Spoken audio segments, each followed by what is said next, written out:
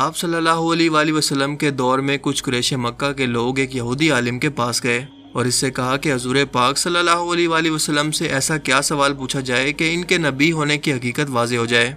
اس کے جواب میں یہودی عالم نے آپ صلی اللہ علیہ وآلہ وسلم سے 3 سوال پوچھنے کو کہا، جن میں سے ایک سوال یہ تھا کہ اصحاب کہف کون تھے۔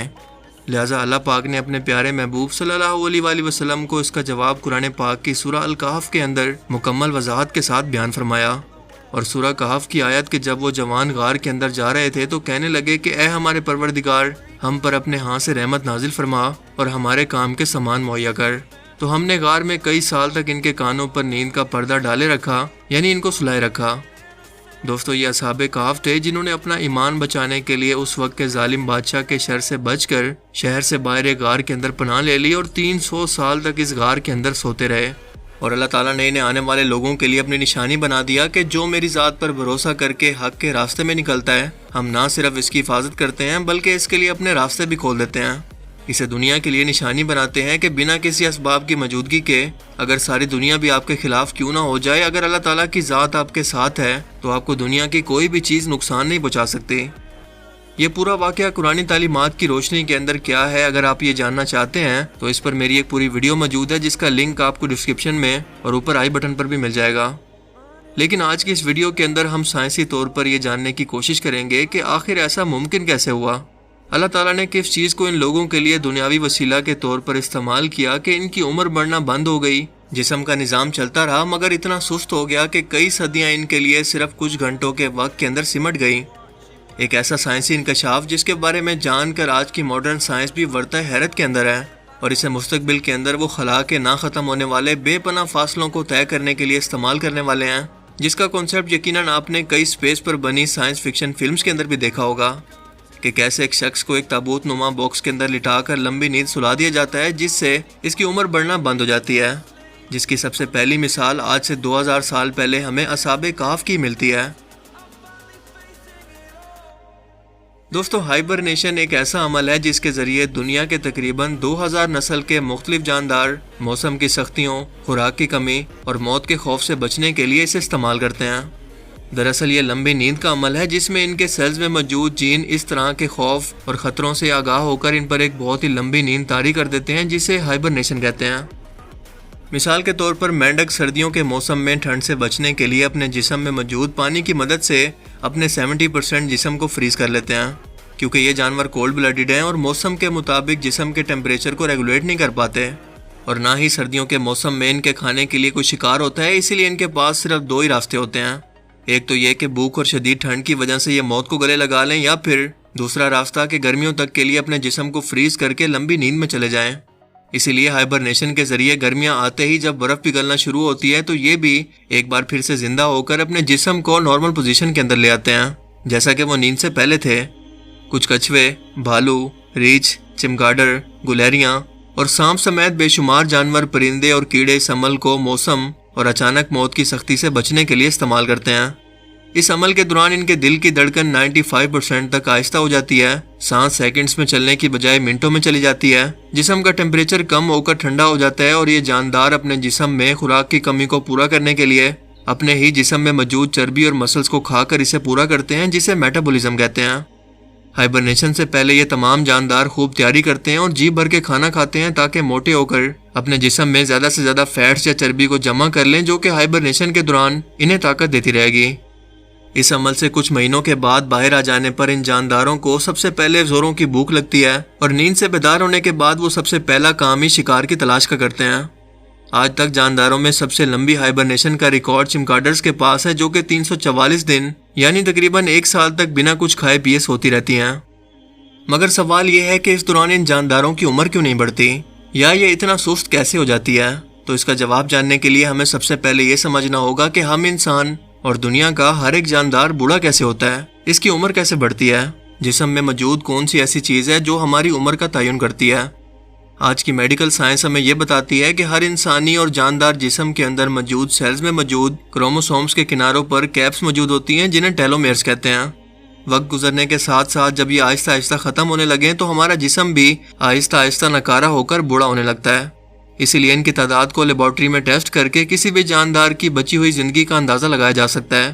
لیکن انہی تجربات کے دوران ہائبرنیشن کے عمل کے ذریعے سائنسدان عمر بڑھنے کے اس عمل کو آہستہ کرنے میں کامیاب رہے، جو کہ انہوں نے انہی جانوروں سے سیکھا جو کہ سخت حالات کے اندر ہائبرنیشن کے عمل کو اپناتے ہیں اور ان کی عمر بڑھنا تقریباً رک جاتی ہے۔ اور اسی کانسیپٹ پر ہالی ووڈ کی ایک مشہور فلم دی پیسنجر بھی بن چکی ہے، جس کی کہانی کچھ یوں ہے کہ 5000 لوگوں کا اور 250 اسپیس شپ کے ورکرز کا ایک کرو ایک نئے پلانٹ ہومیسٹیڈ 2 پر جا رہا ہے، جو کہ زمین سے 120 لائٹ ایئر دوری پر موجود ہے۔ یہ کتنا زیادہ فاصلہ ہے اس کو ذرا اس طرح سے سمجھ لیں کہ اگر انسان کائنات میں موجود سب سے تیز رفتار یعنی سپیڈ آف لائٹ جو کہ 3 لاکھ کلومیٹر پر سیکنڈ کی سپیڈ سے سفر کرتی ہے، اگر اس کو بھی حاصل کر لیں تب بھی انسانوں کو یہاں پر پہنچنے میں 120 سال لگیں گے۔ پہلی بات تو یہ ہے کہ انسان اس قدر تیز رفتار یا اس کے آس پاس بھی سفر نہیں کر سکتے، اور دوسرا یہ کہ ایک نارمل انسان اپنی زندگی کے اندر تقریباً 70 سے 80 سال ہی مشکل سے جی پاتا ہے، مگر اسے ممکن بناتا ہے ہائبرنیشن کا عمل، جہاں پر ان لوگوں کو ایک ایسی جدید تابوت کے جیسی دکھنے والی مشینوں کے اندر لٹایا جاتا ہے جو انہیں ہائبرنیشن کے اندر لے جاتی ہیں تاکہ ان کی عمر انتہا درجے کی آہستہ ہو جائے اور 120 سال کا عرصہ گزر جانے کے بعد وہ اس نئے پلانٹ پر نئی زندگی کی شروعات کے ساتھ اتریں۔ لیکن ان کی مشینز میں سے ایک شخص کسی خرابی کی وجہ سے جاگ جاتا ہے اور اسے پتہ چلتا ہے کہ ابھی بھی اس نئے سیارے پر پہنچنے کے لیے 80 سال ابھی مزید پڑے ہوئے ہیں، اور یہاں سے فلم اس کے دوبارہ ہائبرنیشن میں جانے کی کوششوں پر شروع ہوتی ہے۔ یہ وہی مستقبل کی ٹیکنالوجی ہے جسے انسان خلا کی گہرائیوں میں یا انٹرسٹیلر سپیس کے اندر استعمال کرنے والا ہے، کیونکہ اس کی قدرتی عمر اس قابل نہیں ہے کہ وہ اپنی پوری زندگی میں سولر سسٹم سے بھی باہر نکل پائے، جس کے پار کئی جہان ہمارے منتظر ہیں۔ اب ذرا اسی کانسیپٹ کو دماغ میں رکھ کر قرآن کریم کی سورہ کہف کی ان آیات پر غور کریں، جس میں اللہ پاک فرماتے ہیں، ہم نے کئی سالوں تک ان کے کانوں پر نیند کا پردہ ڈالے رکھا، اور جب سورج نکلے تو تم دیکھو کہ وہ ان کے غار کے دائنی طرف سمٹ جائے، اور جب غروب ہو تو بائیں طرف کترا جائے، اور وہ اس کے میدان میں تھے۔ یہ خدا کی نشانیوں میں سے ہیں، اور تم ان کا خیال کرو کہ وہ جاگ رہے ہیں حالانکہ وہ سو رہے ہیں، اور ہم ان کو دائیں اور بائیں کروٹ بدلاتے تھے، اور ان کا کتا چوکھٹ پر دونوں ہاتھ پھیلائے ہوئے تھا۔ اگر تم ان کو جھانک کر دیکھتے تو پیٹ پھیر کے بھاگ جاتے اور دہشت میں آ جاتے، اور اس طرح سے ہم نے انہیں اٹھایا تاکہ آپس کے اندر ایک دوسرے سے دریافت کریں۔ ایک کہنے والے نے کہا کہ تم یہاں پر کتنی مدت رہے ہو؟ انہوں نے کہا کہ 1 دن یا اس سے بھی کم۔ انہوں نے کہا کہ جتنی بھی مدت تم رہے ہو تمہارا پروردگار اس کو خوب جانتا ہے، تو اپنے میں سے کسی کو یہ پیسہ دے کر شہر بھیجو تاکہ وہ ہمارے لیے نفیس اور توانائی سے بھرپور کھانا لے کر آئے اور ہمارا حال کسی کو نہ بتائے۔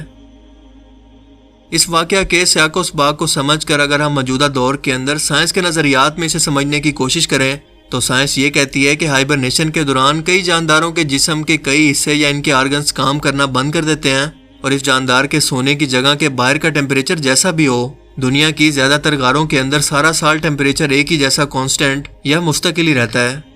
اصحاب کہف کا بھی پہلا قدم یہ غار تھا، اور اس کے بعد ان کا سو جانا، اور قرآن کا ہمیں یہ بتانا کہ ان کے کانوں پر نیند کا پردہ ڈال دیا گیا ہمیں دراصل یہ بتاتا ہے کہ ہمارے اندرونی کان کا وہ حصہ جو ایک غیر معمولی آواز پر بھی اچانک سے چونک کر دماغ کو سگنل بھیجتا ہے اور ہمارا دماغ ہمیں نیند سے جگا دیتا ہے، اس بات کی طرف اشارہ ہے کہ وہ اصحاب کہف کے لیے مکمل طور پر سسپینڈڈ یا رک چکا تھا، اور غار کے باہر سے جو کچھ بھی آوازیں آتی رہی وہ ان کے کانوں کے اندر بالکل نہیں پڑی تاکہ ان کی ہائبرنیشن کی نیند ڈسٹرب نہ ہو۔ مزید قرآنی آیات میں سورج کی روشنی اور اس کی ڈائریکشن کا بھی ذکر کیا گیا، اور ہم سبھی لوگ یہ بات جانتے ہیں کہ انسانوں کو نیند سے جگانے کے لیے آواز کے علاوہ روشنی کی کرنیں بھی بہت اہم کردار ادا کرتی ہیں۔ اسی لیے اگر سورج کی روشنی غار پر پڑتی تو غار کے ٹیمپریچر کو آٹومیٹیکلی بڑھا دیتی، جو اصحاب کہف کے جسم کا ٹیمپریچر بڑھا کر انہیں نیند سے جگا سکتا تھا۔ اور دوسرا، سورج کی تیز شعاعیں انسانی جلد پر پڑتے ہی فری ریڈیکل مالیکیولز بنتے ہیں جو کہ ہائبرنیشن کو ختم کر کے انسان کی عمر بڑھانا شروع کر دیتے ہیں۔ لیکن قرآن کا یہ کہنا کہ طلوع اور غروب کے وقت سورج غار کے سامنے بالکل نہیں آیا کہانی کو ایک بڑے دلچسپ مرحلے کے اندر لے کر جا رہا ہے، یعنی یہاں پر سورج کی روشنی نہ پڑنے کی وجہ سے یہ غار پورا سال ٹھنڈی رہی، اس کا ٹیمپریچر بالکل نہیں بڑھا جو کہ ہائبرنیشن کی شرط ہے۔ اس کے علاوہ سائنس یہ بھی مانتی ہے کہ سویا ہوا شخص اگر زیادہ دیر تک کروٹ نہ بدلے تو خون کا بہاؤ رکنے اور بلڈ پریشر کی وجہ سے جسم پر بڑے بڑے زخموں کی بیماری ہو سکتی ہے جسے پریشر السر کہتے ہیں۔ لیکن دوستو غور کریں کہ قرآن پاک ہمیں بتا رہا ہے کہ اصحاب کہف کی کروٹ باقاعدہ بدلائی جاتی رہی، یعنی وہ اس بیماری سے بھی محفوظ رہے۔